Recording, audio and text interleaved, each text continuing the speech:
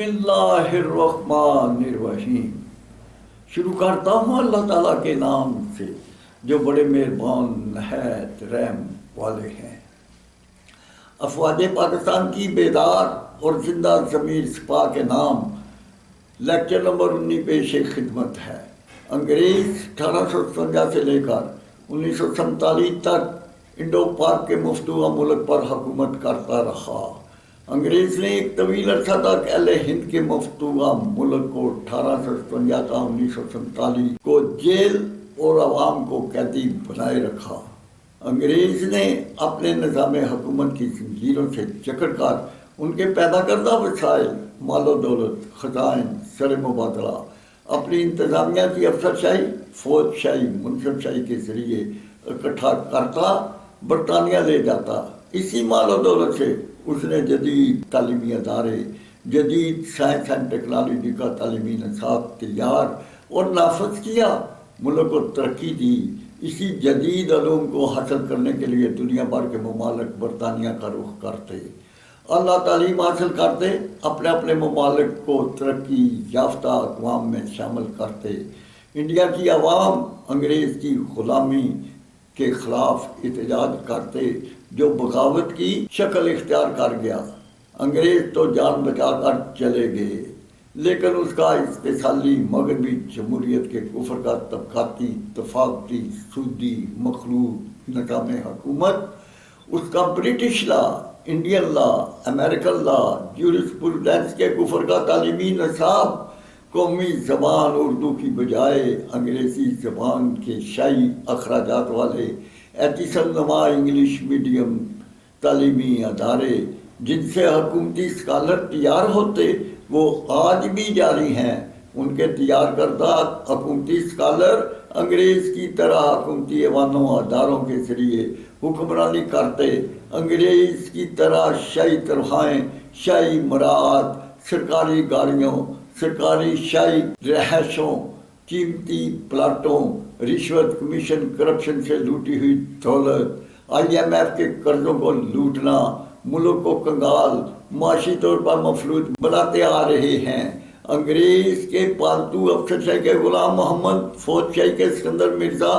فوجی chief commander Ayub Khan جیسے اسلام دشمن، ملک دشمن درندوں نے اسلامی جمہوریہ پاکستان کے حکومتی ایوانوں اداروں پر قابض ہو کر ایک وزیر اعظم لیاقت علی خان کو قتل، 6 وزیر اعظم خواجہ ناصر الدین سہروردی، محمد علی بوگرا، چودھری محمد علی، آئی چودھری کا فیروز خان نون کو 1951 تا 1958 تک اسلامی آئین تیار کرنے، اس کے نفاذ کو روکنے والے فوجی ڈکٹیٹر ایوب خان نے افسر شاہی کے غلام محمد، فوج شاہی کے سکندر مرزا کو گورنر جنرل پاکستان لگا دیا۔ سکندر مرزا کی خاتون اول ناہید مرزا نے شراب نوش حسین و جمیل مزدورات کو اکٹھا کر کے حکومتی عوانوں کو سرکاری کلبوں میں بدل کر رکھ دیا۔ وہ ملک کی عزت و حرمت کو بھول گئے۔ پاکستان کے حکومتی ایوانوں پر افسر شاہی کے غلام محمد، فوج شاہی کے سکندر مرزا، منصب شاہی کے چیف جسٹس منیر، فوجی چیف کمانڈر ایوب خان ملک پر بل جبر قابض ہو گئے۔ وہ بھول گئے کہ دوران ہجرت کم و بیش 3-4 لاکھ فرزندان اسلام نے جامع شہادت نوش کیے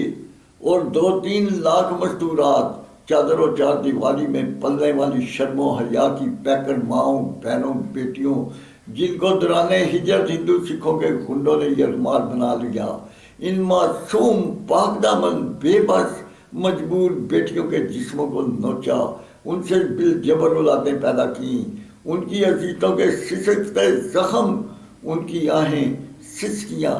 زیر زمین اور فضاؤں میں آج بھی سراپا سوال بڑی کھڑی ہیں۔ فوج شاہی کے فوجی ڈکٹیٹر ایوب خان، اس کا جگیردار فوجی ٹولہ، منصب شاہی کے چیف جسٹس منیر، افسر شاہی کے غلام محمد، فوج شاہی کے سکندر مرزا، گورنر جنرل پاکستان، انگریز کی سرکاری کلبوں کے جانی شرابیوں، کیا تمہارے اور تمہاری باقیات کے شراب و زنا اور 23 کروڑ فرزندان اسلام کے معاشی، معاشرتی، دینی قتال کرنے کے لیے پاکستان بنایا تھا؟ کیا پاکستان تمہاری باقیات کے دوسرے فوجی ڈکٹیٹر یحییٰ خان اور ایک عیاش نواب اس کی ہندو عورت لکھن بائی کے بیٹے مسٹر بھٹو، جس نے مساوات اخبار کے ذریعے اسلام کے نفاذ، اسلامی سوشلزم کے نام پر روٹی کپڑا چھت کا اندیا دے کر ملک دشمن اسلام دشمن ہندو ماں کے جائے نے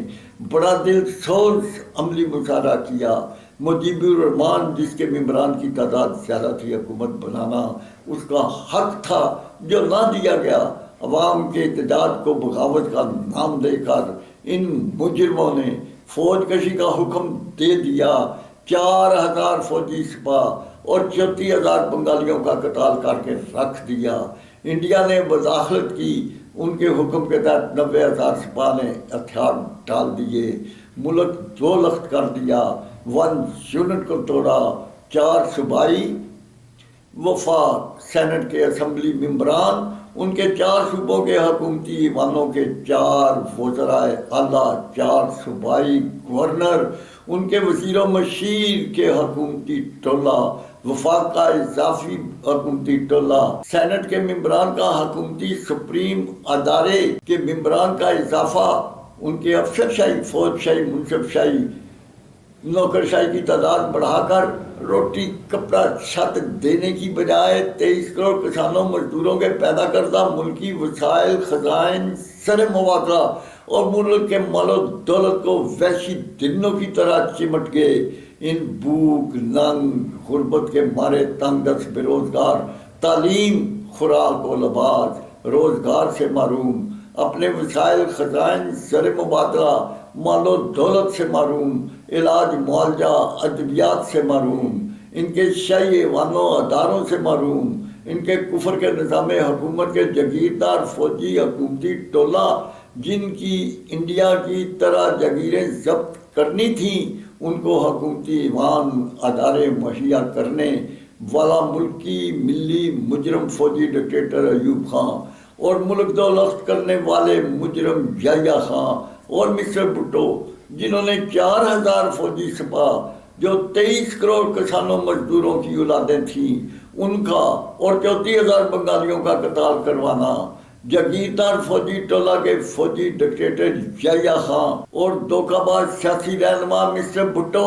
ان کے افسر شاہی، فوج شاہی، منصب شاہی کے مجرموں کو پھانسی کے پھندے پر لٹکانے کی بجائے ان کی باقیات کے مجرموں نے یحییٰ خان کو پاکستان کے پرچم میں لپیٹ کر فوجی عزت و شان کے ساتھ دفن کیا۔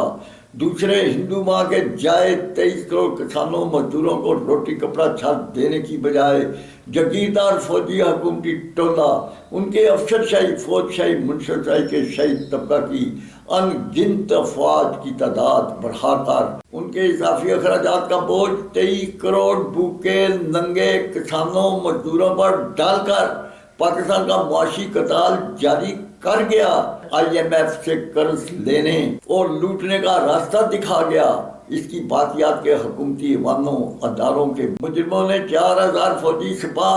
34,000 بنگالیوں کے قاتلوں، ملک و ملت کے ساتھ دھوکہ کرنے والے مجرموں نے مسٹر بھٹو کا مقبرہ بنا دیا۔ پاکستان کی فوجی سپاہ اور پیپل پارٹی کے سیاسی ورکرز، 23 کروڑ فرزندان اسلام، ان کی نسلوں کے لیے بارگاہ الہی میں ملتجی ہوں کہ ان کو غیر اسلامی سیاست سے نجات عطا فرما، آمین۔ پاکستان لا الہ الا اللہ محمد رسول اللہ کے نام پر قائم ہوا تھا۔ پاکستان اس کا ملکی وجود بذات خود ایک اسلامی تحریک کا آغاز ہے جو اسلامی جمہوریت، اسلامی نظام سلیکشن کے سلیکٹڈ ممبران کے سبل نظام مملکت کرنا، قرآن حکیم کے آئین تعلیمات کی روشنی میں اللہ تعالیٰ کے دستور حیات کو نافذ کرنا، اسلامی تہذیب کو پروان چڑھانا، پاکستان کا غیر قرآنی، غیر آئینی، غیر اسلامی مغربی جمہوریت کا باطل، غاصب، کفر کا طبقاتی، تفاوتی، سودی مخلوط، مذہب کش نظام حکومت، اس کا British law, Indian law, American لا، جورسپروڈنس کا تعلیمی نصاب، اس کے کفر کے حکومتی اسکالر اور ان کے مغربی کلچر کے کفر کے مغربی جمہوریت کے نظام حکومت، اس کے کفر کا جاگیردار فوجی حکومتی ٹولہ ان کا افسر شاہی، فوج شاہی، منصب شاہی کا کفر کا مراحت یافتہ شاہی طبقہ، ان کے غیر آئینی غیر اسلامی کلچر کا تیار کیا ہوا معاشرے کا خاتمہ کرنا، قرآن حکیم کی روشنی میں اسلامی تہذیب کو تیار کرنا، انسانی عزت و حرمت کو الہامی کتاب کے مطابق بحال کرنا، اعتدال و مساوات، عدل و انصاف کو نافذ کرنا،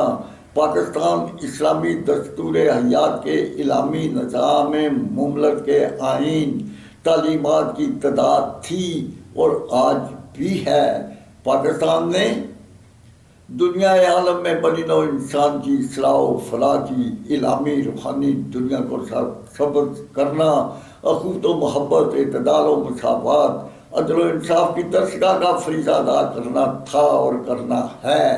اللہ تعالیٰ ہمارے فوجی چیف کمانڈر حافظ عاصم منیر صاحب، اس کے کیبنٹ ممبران کو اسلامی جمہوریہ پاکستان میں اسلامی نظام مملکت، اسلامی نظام سلیکشن، اس کے سلیکٹڈ ممبران کے سپرد نظام مملکت کرنا، اسلامی دستور حیات کا نظام جاری کرنا، پاکستان کو سردار انبیاء کے شہر مدینہ جیسی ریاست بنانے اور غیر آئینی کفر کے نظام حکومت کو ختم کرنے، اہل وطن مسلم امہ کو کفر کے کلچر میں کنورٹ کرنے، پاکستان کو کفر نگری بنانے، مغربی جمہوریت کا طبقاتی طفافتی سودی مخروط نظام حکومت، اس کا British law, Indian law, American لا، جورسپروڈنس کا تعلیمی نصاب، اس پر ترا یہ کہ پاکستان میں قومی زبان اردو کی بجائے انگریزی زبان کی سرکاری بالادستی، نہ اہل وطن اس کو پڑھ سکتے ہیں، یعنی بینائی سے محروم، نہ انگریزی زبان کو بول سکتے ہیں، گویائی سے محروم، نہ انگریزی زبان کو سن سکتے ہیں، سماعت سے محروم، نہ انگریزی زبان کو سمجھ سکتے ہیں، یعنی ذہن سے محروم۔ جس ملک کے 23 کروڑ عوام ان کی نسلوں کو گویائی، سماعت، بینائی، ذہن سے محروم کر دیا جائے، وہ قوم کیسے ترقی کر سکتی ہے؟ اللہ تعالیٰ ہمارے فوجی کمانڈر عاصم منیر کو اس کار خیر کے طیب فریضہ کو ادا کرنے کی جرأت و ہمت عطا فرمائیں اور جزائے خیر سے نوازیں۔ 23 کروڑ فرزندان اسلام، آپ کے دوست و دشمن اس اعلان، اس نعرہ تکبیر کے بعد اللہ اکبر کی گونج آپ کی پشت پر کھڑی ہوگی۔ یا اللہ، اہل وطن کو، پاکستان کو سردار انبیاء کے شہر مدینہ جیسی ریاست بنانے کی توفیق عطا فرما، آمین ثم آمین۔